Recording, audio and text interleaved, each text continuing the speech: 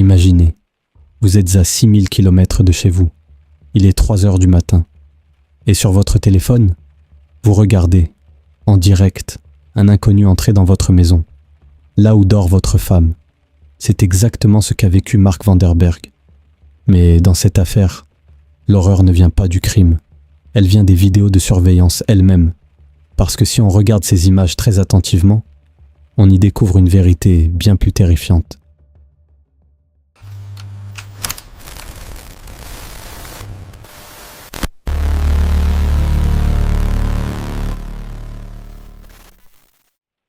Nous sommes le 14 octobre 2021. Mark Vanderberg, un riche homme d'affaires, officiellement en voyage professionnel à Dubaï depuis 3 jours. Sa femme, Clara, est restée seule dans leur grande maison, isolée en banlieue.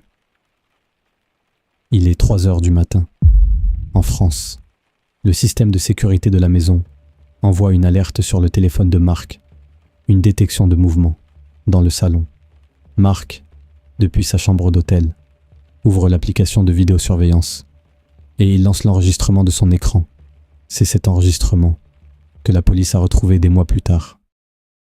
Les images que vous allez voir sont dérangeantes. Voici ce que Mark regarde sur son téléphone à 3 heures du matin. La caméra numéro 1 filme le salon. La baie vitrée est grande ouverte. La pluie tombe sans interruption. Une silhouette imposante, vêtue d'un long imperméable noir, pénètre lentement dans la pièce, le visage totalement caché sous une capuche. Mark appelle la police. Voici l'enregistrement exact de cet appel. Oui, allô, la police. Je regarde mes caméras en direct. Il y a quelqu'un chez moi. Ma femme est seule à l'étage. Pitié, envoyez une patrouille. À première vue, c'est l'appel d'un mari désespéré. Mais la police scientifique a isolé le son de la vidéo de surveillance. Réécoutez attentivement ce qui se passe juste après que Mark ait raccroché. Mark, stressé, se racle la gorge. Avez-vous entendu?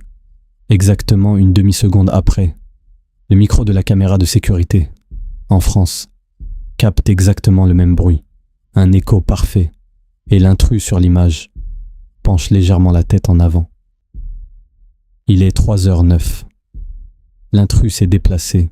Il est maintenant devant la caméra de l'escalier, parfaitement immobile au pied des marches. Il regarde vers le haut, vers la chambre où dort Clara. Mark enregistre un message vocal à sa femme. Clara, réveille-toi. Il monte. Faut que j'allume la lumière de ma chambre. Où est cette foutue lampe? Ce petit clic d'interrupteur qu'on entend dans l'audio, c'est la deuxième erreur de Mark.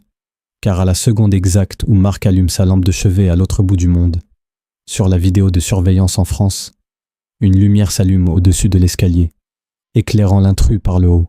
La synchronisation est parfaite, trop parfaite pour une vidéo transmise à 6000 km. L'intrus commence à monter les marches. Mark ne parle plus, mais on entend sa respiration. Son corps force. Il inspire profondément, exactement au même rythme que l'homme qui monte les marches à l'écran. 3h19 du matin. L'intrus arrive au dernier étage. Il est dans le couloir, juste devant la porte de la chambre de Clara. À sa droite, un grand miroir sur le mur. Ce miroir reflète son profil. Il ne regarde pas la porte. Il regarde ses mains. Il tient un téléphone allumé. Mark, soi-disant tétanisé à Dubaï, continue de parler. Il est devant la chambre. Mon Dieu. Non. Pas maintenant. Plus de batterie. Sur l'enregistrement de l'écran de Mark, le message de batterie faible apparaît. Batterie faible, 5%. Ce message éclaire fortement l'écran de son téléphone. Maintenant, regardez le reflet du miroir dans le couloir. Au moment précis où cette alerte s'affiche, l'écran que tient l'intrus dans ses mains flash violemment en blanc. La lumière illumine le bas de son visage sous la capuche. On peut y voir un léger sourire. Mark Vanderberg n'a jamais été à Dubaï cette nuit-là. L'acoustique de sa voix ne venait pas d'une chambre d'hôtel, mais d'un couloir vide avec du parquet. L'écho, c'était la caméra du salon qui captait sa propre toux en direct. La lumière de l'escalier, c'est lui qui l'a allumée. Et le flash dans le miroir, c'était son propre téléphone. Marc était devenu fou. Il marchait dans sa propre maison, en fixant les caméras sur l'écran de son téléphone, se persuadant qu'il regardait un cambrioleur agir pour justifier le meurtre qu'il allait commettre lui-même. La vidéo de sécurité se coupe ici, mais le micro du téléphone de Marc a continué d'enregistrer. Lorsqu'il a poussé la porte de la chambre, là où dormait sa femme, la voix de Marc a changé. Ce n'était plus le mari paniqué au téléphone, c'était la voix de l'homme dans l'imperméable, physiquement présent dans la pièce. Rendors-toi, mon amour.